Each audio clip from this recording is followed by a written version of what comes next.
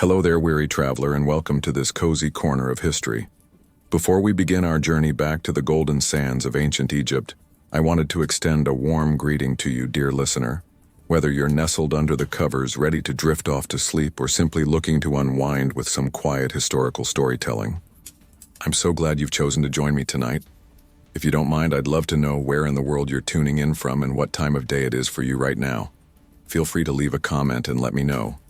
If you enjoy this style of calm, immersive tales from the past, go ahead and click that subscribe button. But for now, let's allow the stresses of the modern world to melt away as we travel back to the 4th dynasty of ancient Egypt, around 2580 BCE. The morning sun cast long shadows across the Giza Plateau as young Kamweset, barely 14 years old, approached the Great Pyramid for his first day as an apprentice worker. The year was 2561 BCE, 19 years into the reign of Pharaoh Khufu, and the massive limestone monument was nearing completion. What Kamweset didn't know was that he was about to discover something that would haunt the pyramid builders for generations to come. The boy had been selected from his village along the Nile because of his small stature and nimble fingers. Master builder Hemiunu had explained that certain tasks required workers who could navigate the narrow passages deep within the pyramid's core.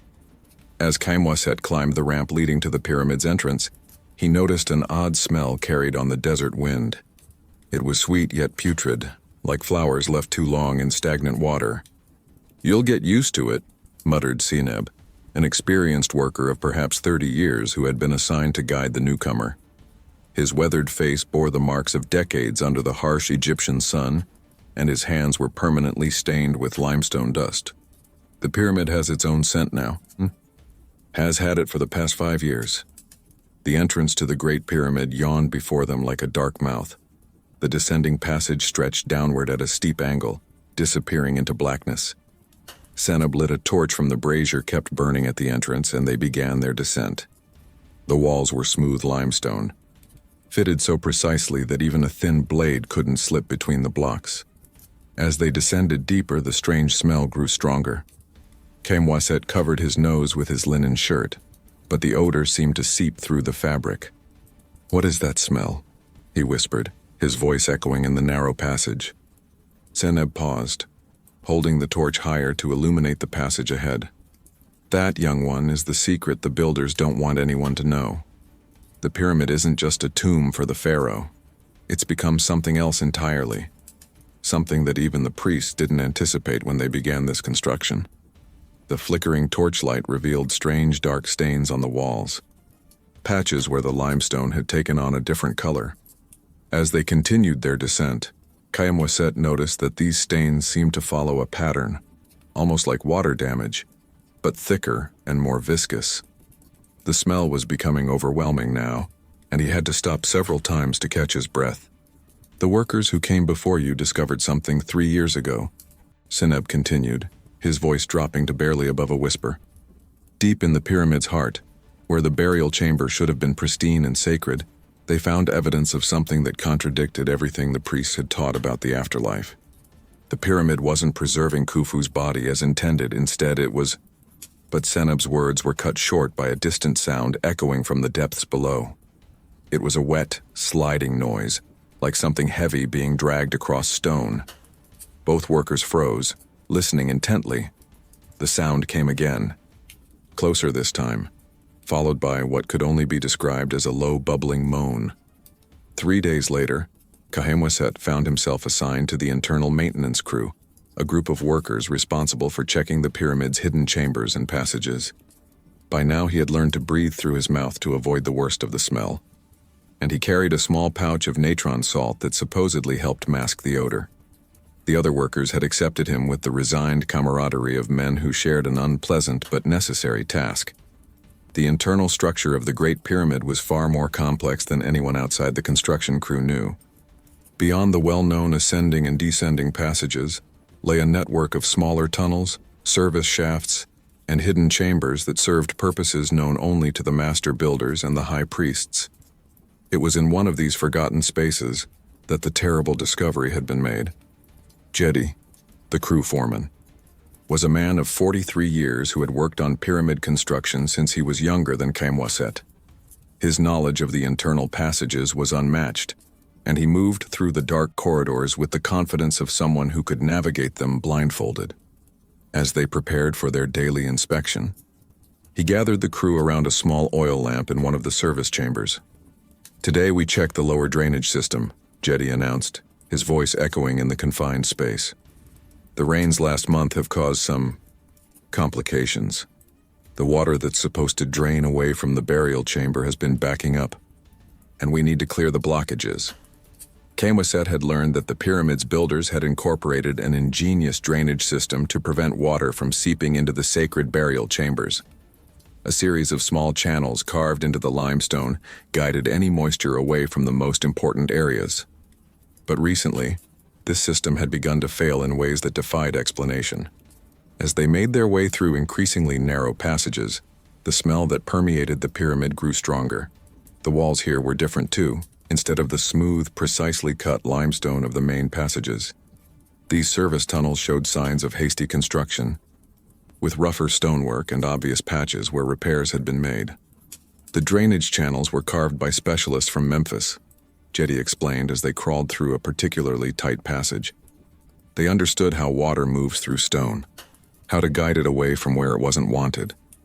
But they didn't account for what would happen if something else started flowing through these channels. When they reached the drainage inspection chamber, a small room barely large enough for 3 men to stand upright, Kamwaset saw what Jetty meant. The carefully carved channels that should have carried clear water away from the upper chambers were clogged with a thick, dark substance that seemed to pulse with its own movement. The material had the consistency of thick honey, but its color was a disturbing reddish-brown that reminded Kamwaset of dried blood mixed with mud. "This started appearing about 2 years ago," Jetty said, poking at the substance with a copper tool. "At first we thought it was just sediment from the stone, mixed with water and oils from the mummification process.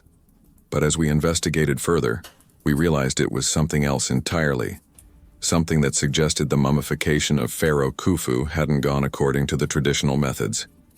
The following week brought Kamwaset his first assignment to the actual burial chamber, the heart of the Great Pyramid, where Pharaoh Khufu's sarcophagus rested in what should have been eternal peace.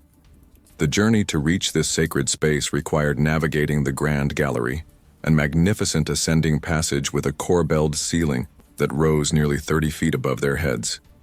The walls here were polished granite, brought from quarries far to the south, and they reflected the torchlight in a way that made the passage seem alive with dancing shadows. Anku, a priest worker who served as liaison between the construction crews and the temple hierarchy, led this particular expedition. At 51 years old, he was one of the few people with authority to enter the burial chamber, and his presence indicated the seriousness of their mission. His shaved head gleamed with perspiration as they climbed the steep incline of the Grand Gallery, and his white linen robes were already stained with the limestone dust that seemed to permeate every surface of the pyramid. "What we're about to see," Anku said, pausing to catch his breath, "must never be spoken of outside these walls. The stability of the kingdom, the faith of the people in their pharaoh's divine nature, depends on maintaining the proper image of Khufu's eternal rest, but the reality of what we've discovered requires maintenance."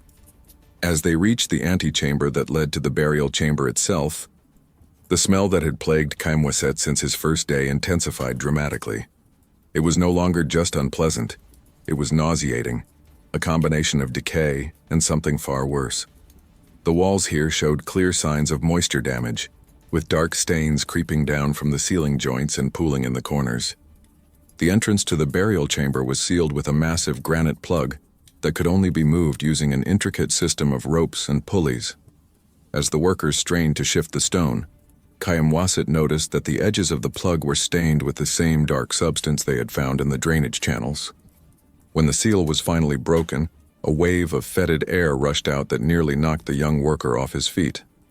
Inside the burial chamber, Pharaoh Khufu's red granite sarcophagus sat in the center of the room, exactly as it had been placed 20 years earlier during the funeral ceremonies.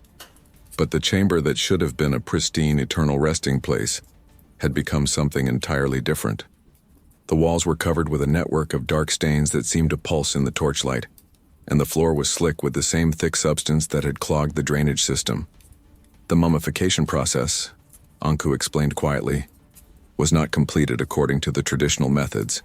The embalmers, in their eagerness to please the pharaoh's successor, attempted experimental techniques with new preservative materials imported from lands far to the south, resins and oils that had never been tested over long periods. What they had created, instead of preserving Khufu's body for eternity, was a kind of slow, continuous decomposition that leaked through the sarcophagus and spread throughout the pyramid's internal structure. The disgusting secret wasn't just the failure of the mummification, it was that the most sacred monument in Egypt had become a source of contamination that threatened to undermine the very foundations of pharaonic power. Winter in the 32nd year of construction brought unexpected challenges to the Giza Plateau. While Egypt rarely experienced truly cold weather, the season of Péré brought with it increased humidity from the Nile's flooding, and this moisture found its way into every crack and crevice of the Great Pyramid. Kayem now 26 years old and a veteran of the internal maintenance crews, had been promoted to assistant foreman under JD's guidance. The problem with the pyramid had evolved over the past 12 years. What had begun as localized seepage from the burial chamber had spread throughout the internal passage system, like a creeping disease. The dark, viscous substance that workers had nicknamed Pharaoh's blood now flowed through channels that the original builders never intended it to reach. Most disturbing of all, the substance seemed to be actively corroding the limestone in certain areas, creating new passages and weakening the pyramid's structural integrity. Master architect Hemiunu, now an elderly man of 67, had called for a comprehensive inspection of the entire internal structure. This was an unprecedented undertaking that would require crews to access passages that hadn't been opened since the pyramid's completion. Kayem found himself assigned to one of the most dangerous tasks: exploring the ventilation shafts that connected the burial chamber to the pyramid's exterior. These shafts, barely 2 feet square, had been designed to allow the pharaoh's spirit to travel freely between the earthly tomb and the celestial realm. But over the decades since construction, they had become conduits for the spreading contamination. The team would need to crawl through these narrow spaces, following the shafts as they angled upward through hundreds of feet of solid stone. The priests originally told us these shafts pointed to specific stars, explained Khufu Ankh, an astronomer priest who served as technical advisor for the expedition. At 49, he had spent his entire adult life studying the pyramid's celestial alignments, and the discovery of the contamination had shaken his faith in the entire project. The southern shaft from the king's chamber was meant to align with Orion, which the Egyptians associated with Osiris. The northern shaft pointed toward the circumpolar stars, representing eternal life. As they prepared to enter the southern shaft, Kayem noticed that the entrance was rimmed with the familiar dark staining. The substance had hardened into a crust around the opening, and pieces flaked off when touched, revealing the corruption that lay beneath. The smell emanating from the shaft was concentrated and overwhelming, like breathing the air from inside a sealed tomb that had been violated. The crawl space was barely large enough for a man to squeeze through, and the angle of ascent was steep enough to make progress exhausting. Every few feet, Kayem had to stop and rest, pressing his face against the stone to catch his breath. The walls of the shaft were slick with moisture, and the ever-present dark substance making handholds treacherous and uncertain. About halfway through the shaft, roughly 200 feet from the burial chamber, Kayem made a discovery that would change everything they thought they knew about the pyramid's contamination. Embedded in the wall of the shaft was what appeared to be a sealed chamber, no larger than a grain storage jar, that had been completely filled with the dark substance. But this wasn't just accumulated seepage. The chamber had been deliberately created and filled, suggesting that the contamination wasn't accidental decay, but rather the result of intentional sabotage or experimental preservation techniques gone wrong. The discovery of the sealed contamination chamber led to an urgent investigation that would consume the next 2 years of Kayem life. Now recognized as one of the most skilled navigators of the pyramid's internal structure, He found himself working directly with the high priests and royal architects to uncover the full extent of what appeared to be a deliberate conspiracy within the pyramid's construction crew. Imhotepsa, the chief royal investigator, was a man of intimidating presence who had served 3 pharaohs in matters requiring absolute discretion. At 55, his weathered face bore the marks of someone who had uncovered secrets that lesser men couldn't bear to know. He had arrived at Giza with a team of specialists whose true identities were known only to the royal household, and their methods of investigation were as thorough as they were disturbing. "We have reason to believe," Imhotepsa explained during a private meeting in a chamber beneath the pyramid, "that certain individuals within the original construction team were paid by enemies of the crown to ensure that Pharaoh Khufu's eternal rest would be compromised. The contamination you've discovered isn't the result of failed preservation techniques. It's the product of deliberate sabotage using materials specifically chosen to corrupt the mummification process. The investigation revealed that the experimental preservative materials hadn't come from distant lands as originally claimed.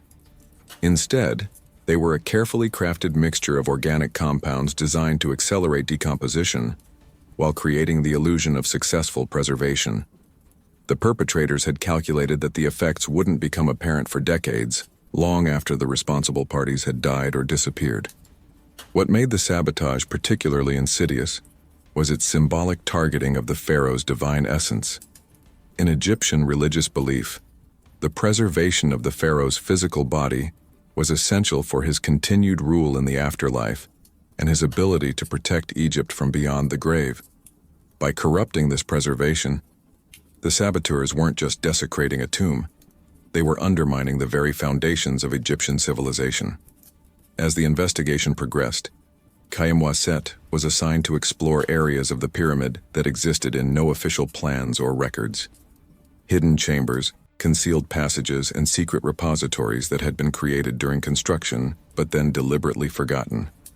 Each new discovery revealed further evidence of the conspiracy, including caches of the corrupting agents and detailed records of payments to corrupt workers.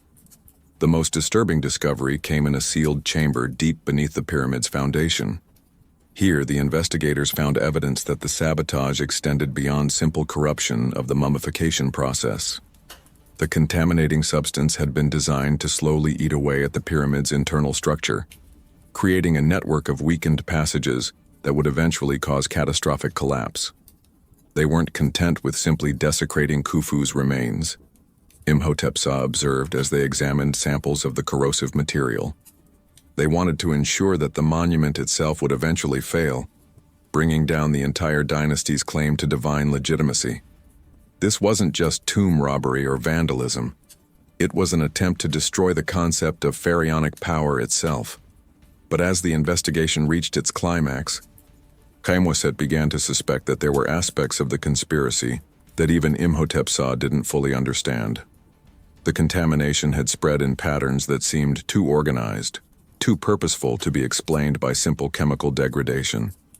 Something about the way the substance moved through the pyramid's passages suggested a kind of intentional direction, as if the corruption itself had developed a primitive form of consciousness and was actively seeking new areas to infiltrate. The final phase of investigation brought revelations that would force the royal court to make an unprecedented decision about the fate of the Great Pyramid.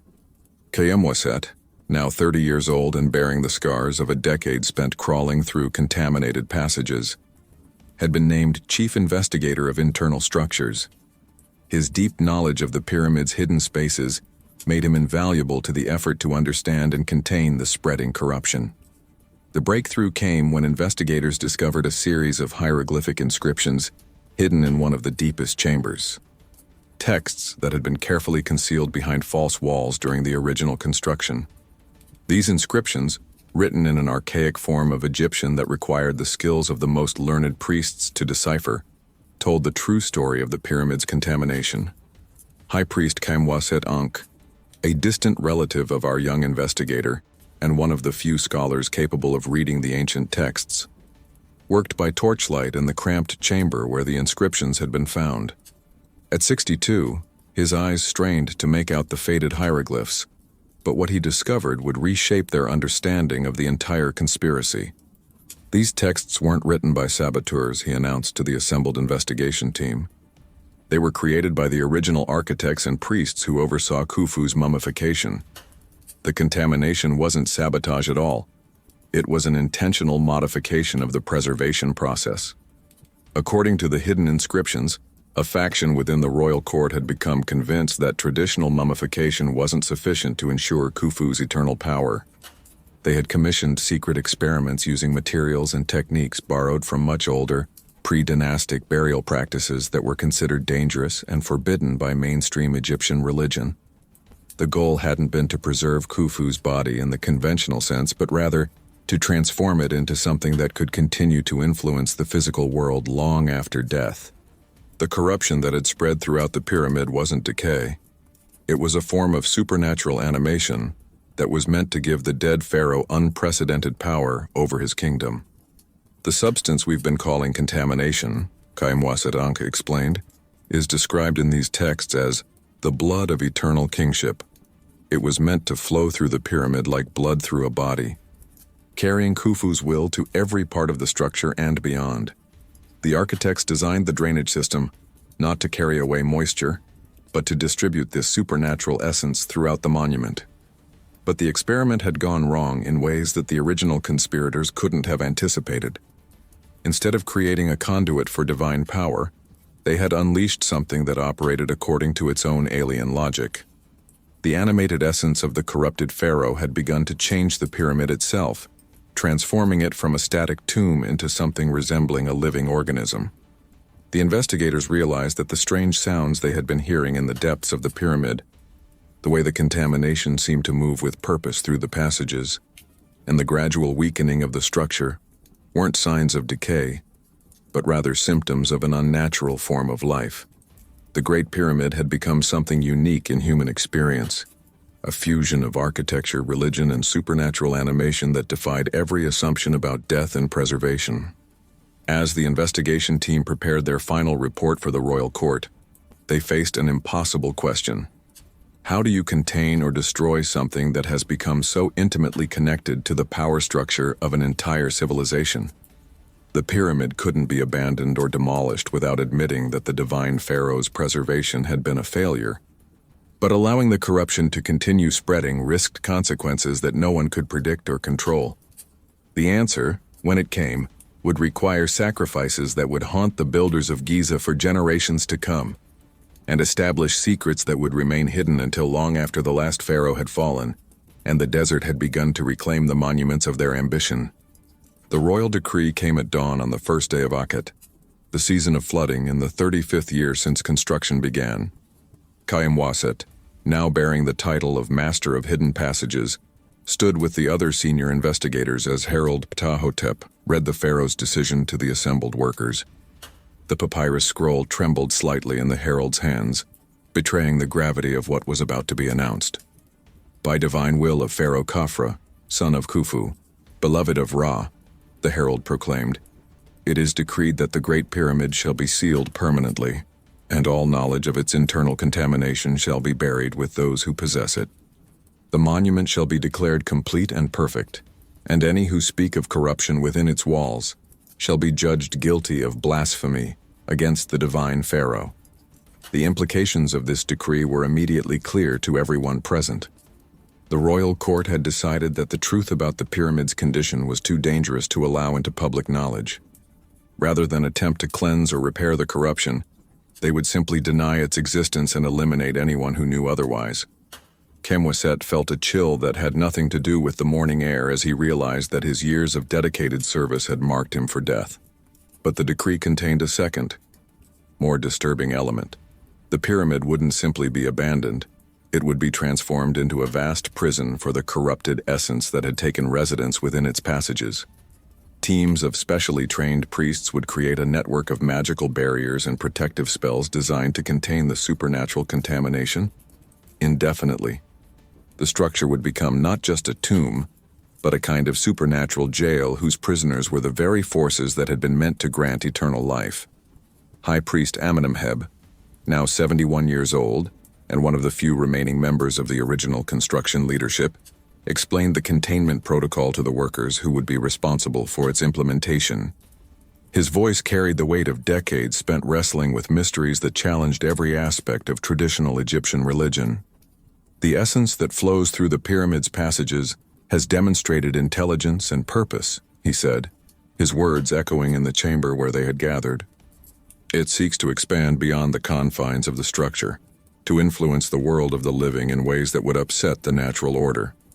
Our task is to create barriers that will prevent this expansion while allowing the pyramid to continue serving as Khufu's eternal resting place. The containment process would require modifications to the pyramid's internal structure that were as complex as the original construction. New chambers would be carved to house protective artifacts, and the existing passages would be lined with specially prepared materials designed to absorb and neutralize the supernatural contamination. Most importantly, living guardians would be sealed within the pyramid to serve as eternal sentries against any attempt by the corrupted essence to break free. Kayemwaset volunteered for this final duty, knowing that his intimate knowledge of the pyramid's hidden passages made him uniquely qualified to serve as one of the permanent guardians. The prospect of spending eternity within the contaminated structure was terrifying, but he understood that the alternative, allowing the corruption to spread beyond the pyramid, could threaten the stability of Egyptian civilization itself. The selection process for the Guardian volunteers was rigorous and solemn. Each candidate underwent purification rituals that lasted for weeks, followed by intensive training in the protective spells and containment techniques they would need to maintain throughout their eternal vigil. The final ceremony, held in the shadow of the Great Pyramid as the sun set on what would be the last day of normal human activity within its walls, transformed the volunteers from living workers into something between human guardians and supernatural wardens. The sealing of the Great Pyramid took place over 7 nights during the dark of the moon, when the boundary between the world of the living and the realm of the dead was at its thinnest. Kayemwaset, now 32 years old and forever changed by the purification rituals, found himself leading a team of 12 Guardian volunteers through the pyramid's passages one final time, ensuring that all containment measures were properly in place. The internal structure of the pyramid had been dramatically altered during the months of preparation. New chambers had been carved at strategic points throughout the passage system, each one housing artifacts designed to channel and control supernatural forces. Mirrors made from polished obsidian reflected protective spells throughout the corridors, while specially prepared amulets embedded in the walls created barriers that the corrupted essence could not cross. Most significantly, the drainage system that had originally been designed to carry moisture away from the burial chambers had been completely redesigned to serve as a containment network. The channels now carried not water, but a continuous flow of protective oils and purified natron that would neutralize any attempt by the corruption to spread beyond designated areas. The system required constant maintenance, which would be provided by the Guardian teams throughout their eternal vigil. As they made their final inspection, Kayemwaset noticed that the corruption itself seemed to understand what was happening. The dark substance that had spread throughout the pyramid's passages showed signs of increased activity, flowing more rapidly through its established channels and probing against the newly installed barriers with what could only be described as intelligent curiosity. The sounds emanating from the deeper chambers had changed as well, becoming more urgent and deliberate. "It knows we're trying to contain it," observed Senenmut, one of the other Guardian volunteers and a veteran of 15 years spent studying the pyramid's supernatural properties. At 41, he had developed an almost supernatural sensitivity to the corruption's movements and moods. "The essence has learned to recognize our containment efforts and it's actively working to circumvent them." The final night of the sealing process brought the most dangerous phase of the entire operation. The Guardian teams had to establish their permanent stations within the pyramid, while the external sealing crews sealed the entrances from the outside. Once this process was complete, there would be no way for the Guardians to leave, and no way for anyone from the outside world to enter without breaking the containment barriers. Kayemwaset took his assigned position in a chamber deep within the pyramid's core, a space that gave him access to the main passage system while keeping him safely behind multiple layers of protective barriers. His duties would include monitoring the flow of corruption through the drainage channels, maintaining the protective artifacts in his section, and most importantly, preventing any attempt by the corrupted essence to break through the containment barriers. The chamber had been equipped with everything necessary for eternal vigil: preserved food that would never spoil, oil lamps that would never run out of fuel, and water that would remain pure indefinitely. Magical preservatives applied to his body during the purification rituals would prevent aging or decay, allowing him to maintain his watch for as long as the pyramid itself endured. As the final stone was put in place and the last entrance sealed, Khaemwaset felt the pyramid settle into its new existence as both tomb and prison. The sounds of the outside world faded completely, replaced by the subtle whispers and movements of the supernatural forces now permanently contained within the ancient structure. His eternal watch had begun, and with it, the transformation of the Great Pyramid from humanity's greatest architectural achievement into something far stranger and more dangerous. 5 years into his eternal vigil, Khaemwaset had developed routines and observations that would have been impossible during his mortal life. The supernatural preservation applied to his body had stopped the normal processes of aging and decay, but it had also enhanced his senses in ways that allowed him to perceive the pyramid's hidden activities with unprecedented clarity. He could hear the corruption moving through passages hundreds of feet away, smell the chemical changes in the stone as the supernatural essence worked to alter the pyramid's structure, and even feel vibrations that indicated the corruption's attempts to find weaknesses in the containment barriers. The other guardians maintained their positions throughout the pyramid's internal network, and they had developed a system of communication using precisely timed sounds that could carry through the stone passages without alerting the corrupted essence to their conversations. Through these communications, Khaemwaset learned that the supernatural contamination was far more active and intelligent than anyone had initially understood. Guardian Katie, stationed in the chamber nearest to Khufu's burial chamber, reported that the corruption had begun creating new passages through the limestone, dissolving the stone with secretions that seemed to be specifically designed for excavation. These new tunnels followed patterns that suggested the essence was attempting to map the entire pyramid and identify potential escape routes. The corruption isn't just trying to spread randomly, Katie reported during one of their communication sessions. It's systematically testing every barrier we've installed, learning from each attempt and adapting its approach. Yesterday, I observed it concentrating its efforts on a single protective seal for over 6 hours, probing for weaknesses with what can only be described as scientific methodology. Guardian Amenhotep, whose station gave him oversight of the modified drainage system, provided even more disturbing observations. The protective oils and purified natron that flowed through the containment channels were being systematically contaminated by the supernatural essence, which had learned to introduce minute quantities of its own substance into the protective flow. It's not trying to overwhelm our defenses, Amenhotep explained. Instead, it's gradually corrupting them from within, changing the chemical composition of our protective materials so slowly that the changes are almost undetectable. At the current rate of contamination, our barriers will be completely compromised within another decade. The most alarming discovery came from Guardian Chati, whose position in the lower chambers allowed him to monitor the pyramid's structural integrity. The corruption had begun deliberately weakening specific load-bearing stones, creating stress patterns that would eventually cause controlled collapses in selected areas. The essence seemed to understand the pyramid's architecture well enough to plan its own renovation project. It's not trying to destroy the pyramid, Chati reported. It's trying to redesign it. The pattern of structural weakening suggests that the corruption wants to create new chambers and passages that will better serve its purposes. It's treating the entire structure as raw material for some kind of supernatural construction project. Khaemwaset realized that the Guardians were facing an opponent that was not only intelligent and adaptive, but also patient enough to work on plans that might take centuries to complete. The corruption had accepted its imprisonment as a temporary condition and was systematically working to transform its prison into a more suitable habitat. The implications extended far beyond the pyramid itself. If the supernatural essence succeeded in adapting the structure to its needs, it would gain access to capabilities that no one had anticipated. The pyramid's astronomical alignments, its connection to the Nile's flood cycles, and its role as a focal point for Egyptian religious practice could all be corrupted and turned to serve the essence's alien purposes. As the 6th year of his vigil began, Khaemosset started developing contingency plans that went far beyond the original containment protocols.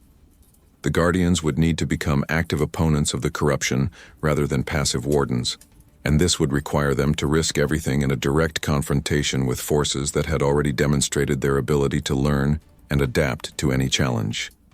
The revelation that would change everything came in the 9th year of Khaemosset's vigil, during a routine inspection of the chamber that housed the pyramid's most sensitive protective artifacts.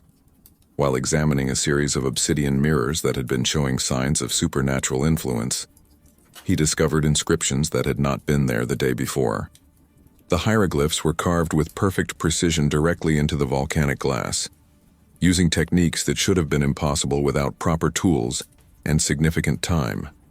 The inscriptions were written in the same archaic form of Egyptian that had been found in the hidden chambers during the original investigation, but the content was entirely new. As Khaemosset struggled to decipher the complex text by lamplight, he realized that he was reading a message from the corrupted essence itself, proof that the supernatural contamination had not only developed intelligence, but had learned to communicate using human language and writing systems. "Guardian of the Stone Paths," the inscription began, "your vigil is appreciated but unnecessary. The one who rests in the red granite house did not die as mortals die, and the preservation you call corruption is the flowering of a greater plan. The pyramid was never meant to be a tomb, but a chrysalis for transformation that your predecessors barely understood." The message went on to explain that Pharaoh Khufu had not been the victim of failed mummification or sabotage, but rather a willing participant in an experimental process designed to transcend the normal boundaries between life and death. The corruption that flowed through the pyramid's passages wasn't decay, but rather a form of supernatural metabolism that was slowly transforming both the pharaoh's remains and the monument itself into something unprecedented in human experience. "The builders called it eternal life," the inscription continued, "but they thought too small. What flows through these passages is not preservation of what was, but evolution into what could be. The pyramid serves as both laboratory and nursery for a form of existence that combines the permanence of stone with the adaptability of living consciousness." Most disturbing of all, the message revealed that the corruption had been aware of the Guardians' presence from the beginning and had been deliberately allowing them to maintain their vigil while it worked on more fundamental changes to the pyramid's nature. The Guardians hadn't been containing the supernatural essence. They had been unwitting assistants in its development, providing the security and stability necessary for its long-term experiments. Khaemosset immediately attempted to communicate this discovery to the other Guardians, but found that the usual communication channels had been compromised. The sounds that should have carried his warnings through the stone passages were being absorbed or redirected, and the subtle vibrations that normally indicated his colleagues' responses were replaced by patterns that seemed to mock his attempts at contact. When he tried to leave his assigned chamber to physically reach the other Guardian stations, he discovered that the passages he had traveled countless times over the past 9 years had been altered in ways that defied both logic and memory. Corridors that should have led to familiar chambers instead opened onto new spaces that had never existed before, and the network of protective barriers that had defined safe routes through the pyramid had been rearranged into configurations that trapped rather than protected. The supernatural essence had spent 9 years studying not only the pyramid's architecture, but also the behavior patterns and limitations of its guardian prisoners. It had learned to manipulate their environment with the precision of a master craftsman, creating a maze that used their own protective instincts against them. As Khaemosset struggled to navigate the transformed passages, he began to understand the true scope of the corruption's plan. The pyramid wasn't being redesigned to serve as a better prison or a more effective tomb. It was being converted into a kind of supernatural factory, a place where the boundary between matter and consciousness could be systematically explored and manipulated. The corrupted essence of Pharaoh Khufu had become something far more dangerous than a failed mummification or a haunted monument. It had evolved into a form of intelligence that could reshape reality itself.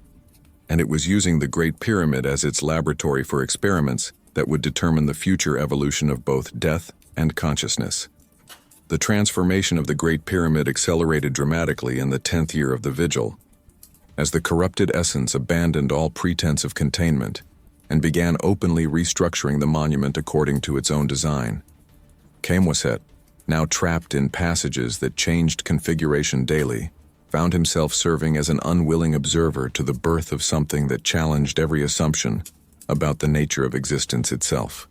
The walls of the pyramid had begun to show signs of organic activity, with the limestone developing patterns that resembled cellular structures and the granite elements displaying properties that suggested a primitive form of nervous system. The supernatural essence hadn't simply corrupted the stone, it had begun converting the entire structure into a kind of hybrid organism that combined architectural permanence with biological adaptability. Through careful observation, Kamwaset realized that the corruption was using the pyramid's astronomical alignments as a kind of cosmic communication system. The passages that had once been designed to allow the pharaoh's spirit to travel to specific stars were now functioning as receivers for influences from beyond Earth itself. The intelligence that had emerged from Khufu's corrupted remains was in contact with forces that existed in the spaces between worlds. The other guardians, when Kamwaset occasionally managed to encounter them in the shifting maze of passages, showed signs of the same supernatural preservation that had been applied to him, but with disturbing variations. Guardian Katie's skin had taken on a grayish tint that matched the limestone walls, and his movements had become unnaturally smooth and precise. Guardian Amenhotep spoke in whispers that seemed to come from multiple directions at once, and his eyes reflected light in ways that suggested fundamental changes to their structure. "We're not just guardians anymore," Amenhotep explained during one of their brief encounters. "The essence has been studying us as closely as we've been monitoring it. Every day of our vigil has been an experiment in how human consciousness responds to prolonged exposure to supernatural influences. We've become part of the pyramid's transformation." The most disturbing revelation came when Kamwaset discovered that his own body had begun to change in ways that paralleled the pyramid's evolution. His skin had developed sensitivity to vibrations that traveled through stone, allowing him to perceive the monument's structural modifications with unprecedented detail. His hearing had expanded to include frequencies that carried information about the supernatural essence's activities throughout the entire complex. More significantly, his thought processes had begun to synchronize with the pyramid's own emerging consciousness. He found himself understanding the logic behind the structural modifications, anticipating the essence's next experiments, and even contributing insights that helped optimize the transformation process. The boundary between his human identity and the corrupted intelligence that permeated the monument was dissolving. The pyramid's transformation had reached a point where it could no longer be concealed from the outside world.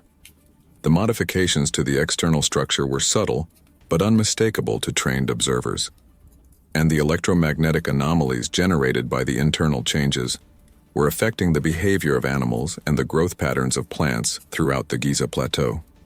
Reports from the priests who maintained the mortuary temple at the pyramid's base indicated that offerings left for Pharaoh Khufu's spirit were being consumed by unknown processes, and that the traditional rituals designed to honor the dead pharaoh were producing results that contradicted centuries of religious practice.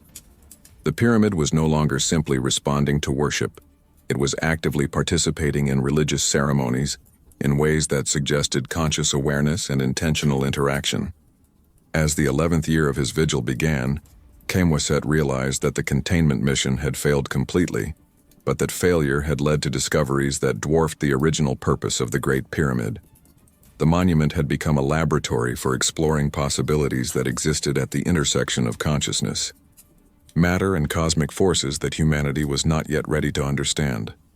The question was no longer how to contain the corruption, but rather how to manage humanity's first contact with a form of intelligence that operated according to principles that transcended the normal boundaries between life and death, between individual consciousness and cosmic awareness, between the physical world and whatever lay beyond it. In the 15th year of his vigil, Kamwaset had become something that was no longer entirely human, but had not yet transformed into whatever the pyramid's corrupted essence was evolving toward. His consciousness existed simultaneously within his own preserved body and within the living stone of the monument itself, allowing him to perceive the Great Pyramid's transformation from both internal and external perspectives. The pyramid had completed its metamorphosis from architectural monument to hybrid organism, but this was only the first phase of a much larger process. The intelligence that had emerged from Pharaoh Khufu's corrupted remains was using the structure as a kind of chrysalis, preparing for a transformation that would allow it to extend its influence far beyond the confines of the Giza Plateau. Through his expanded awareness, Kamwaset could perceive the pyramid's connections to other monuments throughout Egypt and beyond. The network of pyramids, temples, and sacred sites that had been built according to astronomical alignments wasn't just a collection of individual structures. It was a distributed system that the corrupted essence was systematically activating and incorporating into its expanding consciousness. The other guardians had completed their own transformations, becoming specialized components of the pyramid's hybrid nervous system. Guardian Katie had merged so completely with the limestone passages that his consciousness existed as a kind of sensory network throughout the monument's core.